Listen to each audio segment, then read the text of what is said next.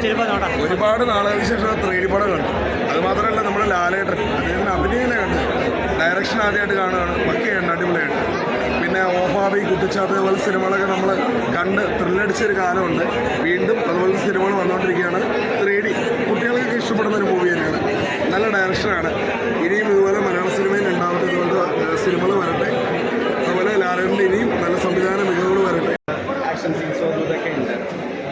Overall കണ്ടിരിക്കാം. അങ്ങനെ കുറച്ച് ഡ്രാഗിങ് ആണ്, അങ്ങനെ ബോറിംഗ് ഒന്നുമല്ല. ഒരു മാജിക്കൽ മൂവിയാണ്. ബറോസ് നല്ലൊരു ഫാമിലി മൂവിയാണ്. കോമഡി, ഇമോഷണൽ 3D ഫിലിമാണ്. ഫാൻറ്റസി ഉണ്ട്, കോമഡി ഉണ്ട്, വിജയപ്രസം ഉണ്ട്, ഗ്രാഫിക്സ് ഉണ്ട്. പിന്നെ ഇതിൽ പല പല സീക്വൻസ് കണ്ടപ്പോൾ എനിക്ക് ദിലീപേട്ടൻ്റെ പല പല സിനിമകൾ എനിക്ക് ഓർമ്മ വന്നു. അതെനിക്ക് എന്താണെന്ന് അറിയാനുള്ള ഒരു ഫാൻ, ദിലീപേട്ട ഫാനായതുകൊണ്ട് ചിലപ്പോൾ മോഹൻലാലിൻ്റെ ഇപ്പോഴത്തെ ഒരു കോമഡി അഭിനയം കണ്ടപ്പോൾ എനിക്ക് തോന്നിയായിരിക്കും. പക്ഷേ ഇതൊരു ഫൈറ്റ് സീക്വൻസ് എല്ലാം കൊണ്ട് തന്നെ നല്ലൊരു രസമായിട്ട് വരുന്നുണ്ട്. ലാലേട്ടൻ്റെ ഒരു എന്താ പറയുക, മാൻഡ്രസും എല്ലാം വർക്കൗട്ടായി പോയിട്ടുണ്ട്. ഒരു പുതിയൊരു മാൻഡ്രസുമാണ്.